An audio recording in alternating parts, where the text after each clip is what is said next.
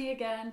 So this video is just a little video for your yoga toolkit, just to go over the difference between Cobra and upward facing dog. So the main difference just comes down to a few things. In upward facing dog, the knees are lifted and the arms are straight, so the legs aren't touching the floor. The backs of the feet remain touching the floor, but the legs are lifted off the floor. So the hip bones are lifted and the arms are straight. In Cobra, the backs of the legs are on the floor, and most of the time people practice with the arms slightly bent. There are obviously a few other little alignment things as to where the hands are positioned, but essentially the main difference is the legs being on the floor or off the floor, and the arms being either straight or having a micro bend. So I'll just demonstrate those quickly. Let's do Cobra first. So with Cobra, you might have your hands slightly further forwards than you would with your where your hands are placed in upward facing dog.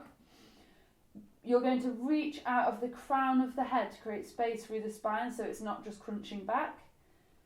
Keep using the back muscles, so you don't need to use the hands straight away. Keep lifting, keep the legs engaged and the feet pushing into the ground, and keep the glutes engaged as we push up into our Cobra. Keeping the shoulder blades down the back, keeping the legs engaged. As you could see, my legs are on the floor, and using your back muscles as well and your core so that it's not just slumped. You don't want to just push with the hands and slump into the back, the lower back. You never want to try and compress the lower back because it's a vulnerable position as it's more flexible. I actually have quite a bad back at the moment that I'm getting appointments for looking at, so maybe it's not the best demonstration, but those alignment points should help. With upward facing dog, your legs are going to be lifted off the floor and your arms are going to be straight, so keep pushing through the backs of the feet. Keep that extension and the lifting out of the crown of the head to stop any compression. The arms are normally a bit further back, so kind of under the where the shoulders are rather than a bit further forwards. And we're going to push up, reaching through the crown of the head, engage the glutes, engage the core. Ooh, my hands are a bit too far back actually. And lift through the legs.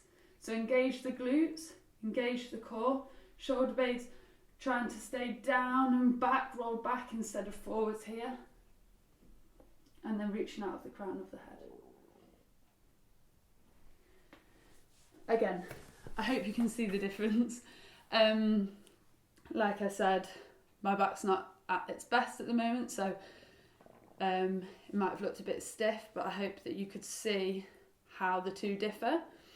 In, say, a vinyasa, when we're learning through chaturanga and then coming through, a lot of teachers would instruct upward facing dog, Urdhva Mukha Svanasana, but if you felt like that was too hard on your back, or that you weren't quite ready in the arms, or for whatever reason, maybe you have a bad back like I do, you can always take Cobra, because then you have a little bit more sort of control with the legs being planted into the ground, and you can just take it a bit less far. There's also Baby Cobra, which is kind of halfway up to Cobra, keeping the arms even more bent. So it's completely up to you which one you use in your practice, but I'd say if you're a beginner and upward facing dog feels a bit hard on the lower back, or that the back kind of feels any kind of pain or strain, then definitely go back to doing Cobra, maybe until the back's opened a little bit more, until you've found the strength in your core or your shoulders to support it safely.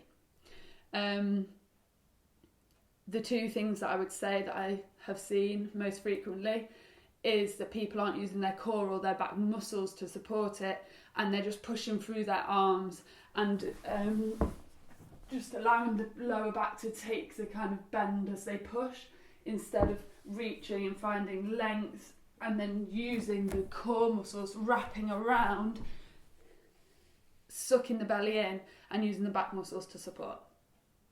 Yeah, I hope that helps.